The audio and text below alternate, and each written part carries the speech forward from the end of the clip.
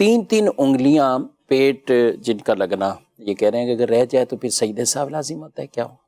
فتاوی امجدیہ میں مفتی امجد علی اعظمی رحمۃ اللہ تعالی علیہ نے جہاں یہ مسئلہ ذکر فرمایا ہے کہ سجدے میں ہر پاؤں کی 3 انگلیوں کا جو پیٹ ہے، یعنی وہ حصہ جو نارمل زمین پر پاؤں رکھنے کی صورت میں جو انگلیوں کے جو تلوے جن کو ہم کہہ سکتے ہیں، تو یہ انگلیوں کا نرم حصہ یہ زمین پہ لگا ہونا، یہ ہر ایک پاؤں کی کم از کم 3 انگلیوں کا پیٹ لگنا واجب ہے۔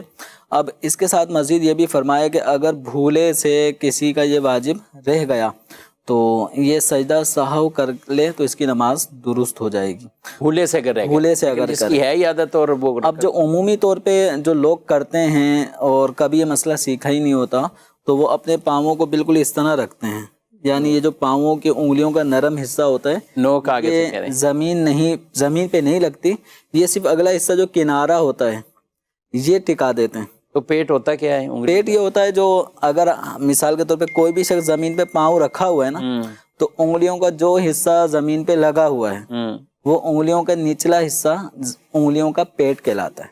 تو وہ موڑنے کی صورت میں لگے گا یا ویسے ہی کھڑے کھڑے ہی لگ جائے گا؟ کھڑے کھڑے تو دیکھیں نہیں لگ رہا نا، مثال کے طور پہ یہ اگر ہے تو یہ نہیں لگ رہا، اب اس کے لیے ان کو موڑنا ہی پڑے گا۔ اچھا، تو جب موڑیں گے تبھی جو انگلیوں کا پیٹ ہے وہ زمین پہ لگے گا اور یہ واجب کی ادائیگی ہوگی۔ تو 10 انگلیاں جو دونوں پاؤں کی 5 انگلیوں میں سے ایک کم از کم انگلی کا پیٹ لگنا یہ فرض یا شرط قرار دیا گیا ہے نماز میں سجدے کے لیے، اور ہر پاؤں کی 3 انگلیوں کا پیٹ لگنا وہ اسی صورت میں ہوگا کہ زمین پہ انگلیاں مڑی ہوئی ہوں، تو یہ واجب ہے۔